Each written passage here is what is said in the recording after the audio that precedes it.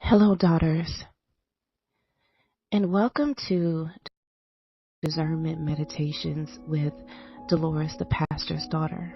To begin, please bring kind awareness to your mind, to your body, and to your spirit. Today's meditation is entitled Guided Meditation for Chaotic Times, Cultivating Discernment. In the midst of unprecedented challenges brought on by the state of our world, this meditation serves as a mindful anchor, offering solace when external circumstances seem beyond our control. As life takes unexpected turns, this practice provides a sanctuary within, fostering discernment and resilience. Recognizing the upheaval in our lives during these challenging times, this meditation invites you to turn inward amid disruptions to familiar reference points. It emphasizes the importance of finding an internal haven, a space of quiet strength, unaffected by external turmoil. In chaotic times where external challenges persist, this practice guides you to navigate the turbulence within. Instead of seeking solace externally, learn to turn inward, discovering a resilient sanctuary within yourself. Find a comfortable position, sitting or lying down, closing your eyes. Allow your attention to scan your body, noting physical sensations and bringing awareness to the present moment. Observe thoughts and emotions without judgment.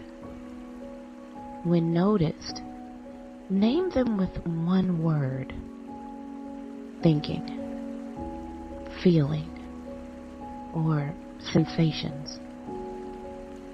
Congratulate yourself for noticing and watch for what emerges next. Acknowledge that thoughts and emotions, regardless of content, are transient. Treat them equally, recognizing they come and go. Shift the focus from the content to the act of thinking and feeling. In the process of subtle awareness emerges. In the process, a subtle awareness emerges, the part of you that observes without entanglement. Sense the witnessing space within you that is aware of experiences but remains detached. In challenging times, this practice equips you with two wings. The first wing encourages a lighter touch on thoughts and feelings, allowing them to flow rather than gripping tightly. The second connects you with a calm, ever-present space within, a sanctuary in difficult times. Through practice, this internal haven becomes increasingly accessible. Consider moments where labeling thoughts or emotions was challenging. Did you sense the witnessing space within you that observed and named experiences? Explore the impact of this practice on your discernment and resilience. Thank you for tuning in to Discernment Meditations with Delores, the pastor's daughter. I love you. And remember, you are important to me. I need you to survive. Please like, share, and subscribe. And have a discerning day. Bye-bye for now.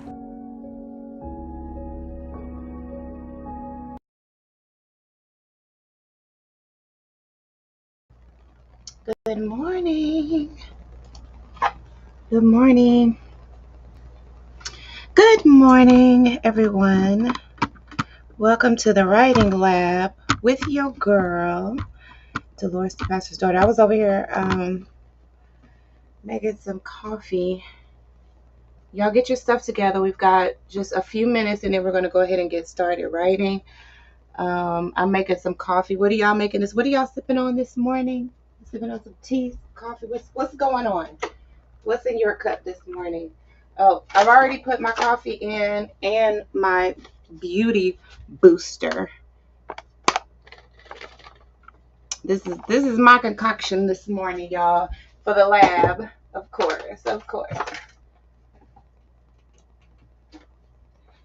So good morning. Where's my book this morning? I'm like all discombobulated, y'all.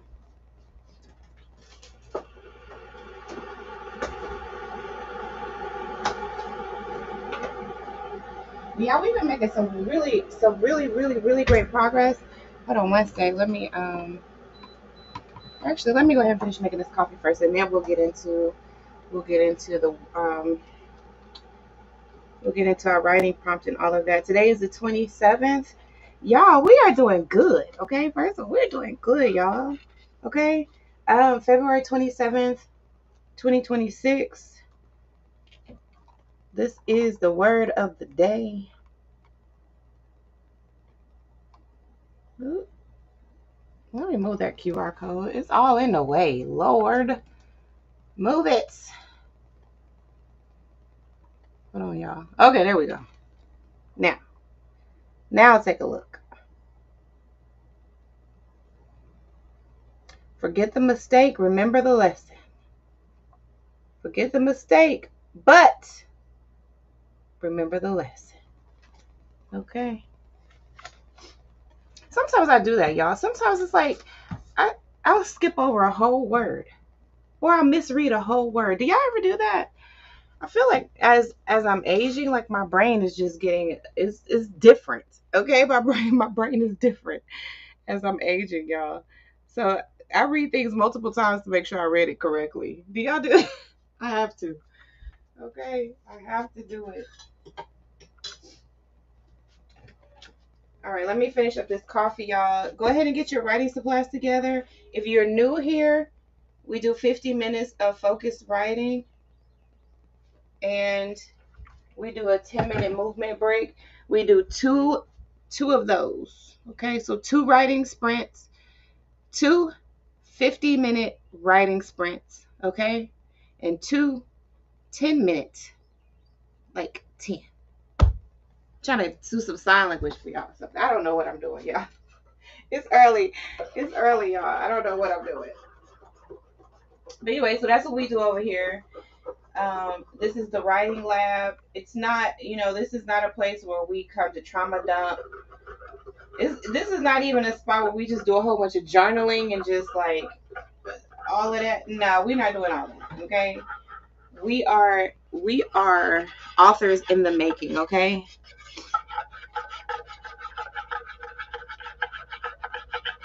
And let's say you already have a book out. I have a few of them that you can grab over in my bookstore, which I'll put a link for you guys in the chat. But yeah, y'all can go ahead and grab a couple of my books. But in the meantime, I mean, let's just say you're not an author yet and you're an aspiring author. This is the place for you, okay? Like this is totally the place for you to get what you need to have like an accountability group. I mean, I want you to think about it like that. You know, like we're not all like in the same space working, but we kind of are. You know what I mean? Like we're at least here virtually where we can hold each other accountable and just send each other some really great creative energy. That's my goal over here. All right, y'all. I've already been going for a few minutes, so let me go over the writing prompts for today, and then we're going to go ahead and get started. We're on chapter two of the Tell the Truth Daughter manual right here. Y'all can grab that in my bookstore. This book has since been updated. The manual has been updated, so you will have the updated manual in my bookstore right now. Actually, it's available to you right now. I just put the link in the chat for you.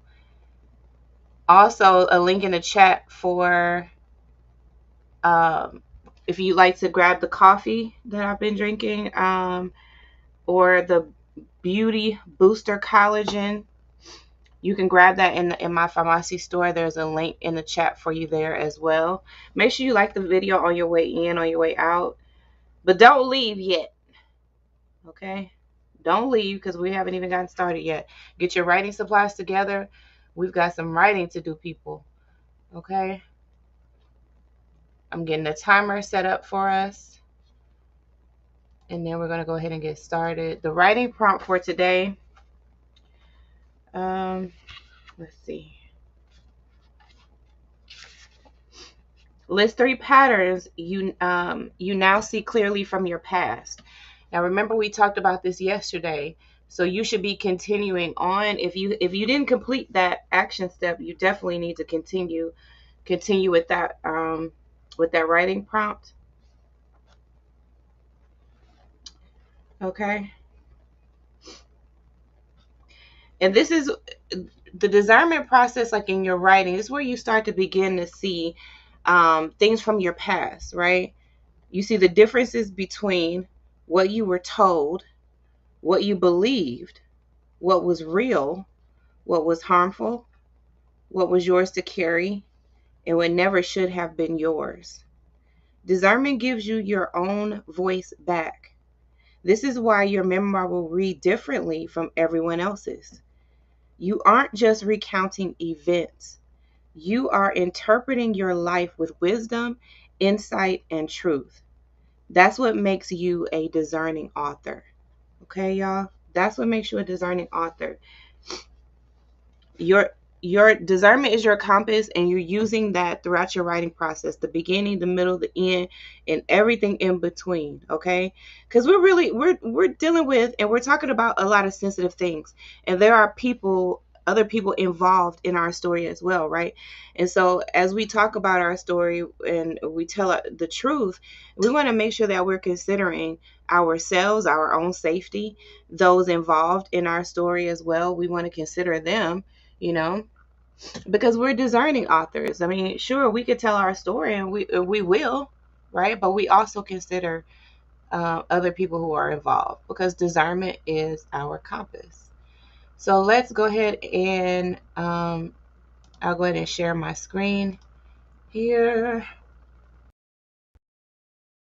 And again, y'all, we're using a timer from, this is a channel on YouTube where you can go and see all the different timers and use all the different timers that they have available to you. Okay, let's make this a little bit bigger. And let's get started writing, y'all.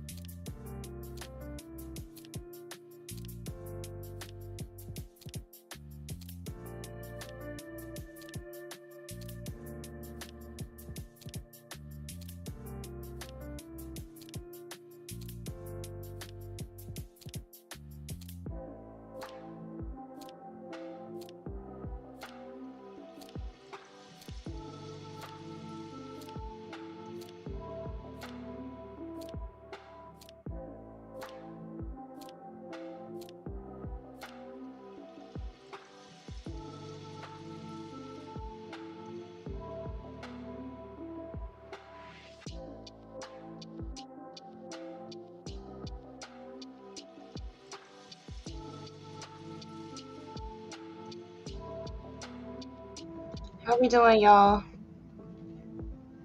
How was that last session? All right, y'all, get on up so we can get our movement break in. I'm getting on my vibration plate. What do y'all do for your movement break? Are y'all actually doing anything for your? Are y'all getting up? Get up. You gotta keep your body moving. Keep that, keep that trauma like moving out of your body. You're already writing about it, which is a good thing, right? So you're getting it out and putting it on paper.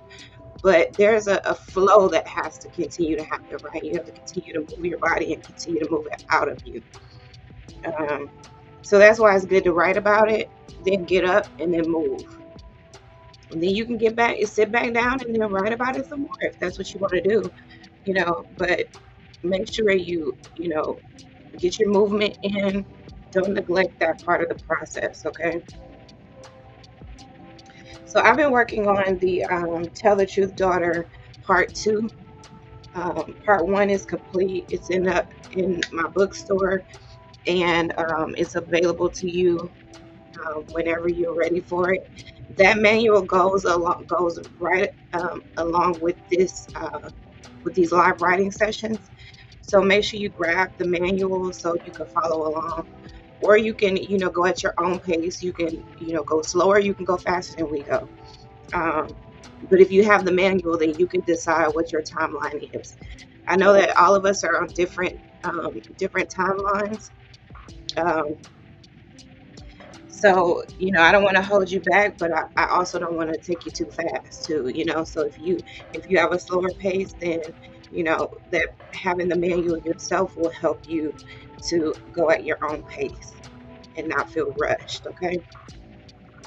So I don't know. It almost seems like it's easier when I don't know, maybe when you rush just a little bit, because like I put out the videos and then you can go back at your own pace and look at them. But like if I'm going too slow, and you want to go faster, that's when it probably like really impacts you more. So that's why it's probably better during those times to have your own manual. Have your own manual regardless, child. Okay. Period. That way, problem solved, right? Mm, y'all, I'm low key like becoming a bit addicted to this coffee, especially the way I've been making it. Now I do add, my own little creamer, and I told y'all yesterday, I think I put a little Ceylon cinnamon in it, and some vanilla extract. So I doctored up just a little bit, for my liking. But child, you can't tell me this ain't some type of like coffee house quality. You know what I'm saying? Like it's giving all of that. So plus I made it myself, so you already know it's a whole lot more cost effective to make your own coffee than to go out and get it. Plus, y'all, I get my coffee at 50% off. I don't know about y'all, honey. So make sure y'all grab y'all coffee out of my pharmacy store. Let me go ahead and put that QR code to make it easy for y'all, chat. There's a QR code on the screen right there, so y'all can go ahead and grab your own coffee. If you're not a coffee drinker, grab the tea. I got the tea too. I always consider myself to be more of a tea drinker than a coffee drinker, but like I have really been enjoying these cups of coffee while I'm doing these live writing sessions, y'all. I have really enjoyed these. So if that's something that like helps you write, then shoot, do it. Get you some tea, get you some coffee. Make sure you grab some other stuff in my pharmacy store. You can grab that paprika and chili balsam. Make sure you get that. That's one of the things that I use that helps me manage my pain in my muscles and my nerves and stuff. So y'all make sure y'all grab that too. So anyway, so part 2 of the manual is of the manual series is focusing on the publishing part of the of writing your memoir. Okay, because see, people who are writing memoir are dealing with a little bit of a different standards, right? Than, like, let's say if you are writing a nonfiction, no, a fiction novel or something like that, right? Um, so you're gonna have like totally different standards, and more than likely, when you're writing memoir, your story is going to include other people, okay? And then you have to navigate between, okay, like, am I going to, or you have to decide if you're going to use actual names, if you're going to use aliases, you're just going to change the name. So, uh, are you changing more than the name? Like, let's say, that if you put your story out, then people are going to easily be able to figure out exactly who you're talking about, and you don't want that to happen. There are some situations where you do want that, where it's like, no, we're exposing and we're doing the whole thing. But you still have to do that with discernment as your beginning, your middle, your end, and everything in between, y'all. Like, more than likely, you'll have to get a lawyer, or at least consult with a lawyer, because of what you're talking about and who you're talking about. Sometimes these things can cause big problems. And what you don't want is for you to have done all of this healing work and all of that, only to, be stopped in your process, like, you've done all of this and you decide that, hey, I do want to put this book out into the world, because sometimes you may decide, I don't want to do it, or I don't want to do it right now. Maybe I need to wait 10 years before I put this book out, and let the situation either die down a little bit, or let people die out a little bit. You know what I mean? Like, I know it sounds harsh, but it's true. Sometimes we're talking about people that are older, and we just decide, hey, let's just wait until that person passes away, because it's just safer that way, or it's just it's going to protect people a little bit better that way. You never know. But these are things that you have to consider when you are writing memoir. So, but for our purposes right now, what I'm focused on more is for you to just tell it, okay? Just go ahead and tell the story, tell the truth, put it on paper, put it on your computer, put it on your recording app, whatever you decide to use as your recording mechanism. You know what I mean? Whether it be paper, a journal, a story time series, whatever. You can record these videos. You can write all this stuff down, and strategically wait to put it out. Put it out only on certain platforms. Like, there are so many different ways and so many different things to consider when you're talking about writing memoir, that these sessions are going to be really beneficial for you, okay? Because these are things that I had to think about, and even though, like, I did a lot of research in the beginning, trying to figure out, okay, how can I do this? How can I do this and protect myself? How can I do this and protect my mom, or protect even my father, the one I'm talking about? Like, I want to talk about what has happened. I want to tell my story and tell the truth, but I also still want to protect those involved too, even those who I feel like have done me wrong, because I considered my father in telling my story, even though I was talking about him, and even though he was abusive, and even though he did these things, maybe even things that, the statute of limitations hasn't run out on. You know what I mean? If you're picking up what I'm putting down. But still, it wasn't necessarily my goal to go and do any type of policeman's job or a detective's job or anything like that, because I still got to protect myself. I'm nobody's police officer. I'm nobody's detective.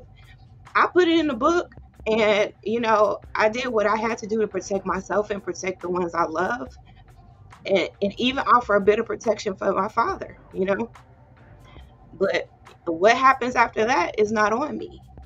And I even went through the process of contacting a lawyer, even keeping a lawyer retained.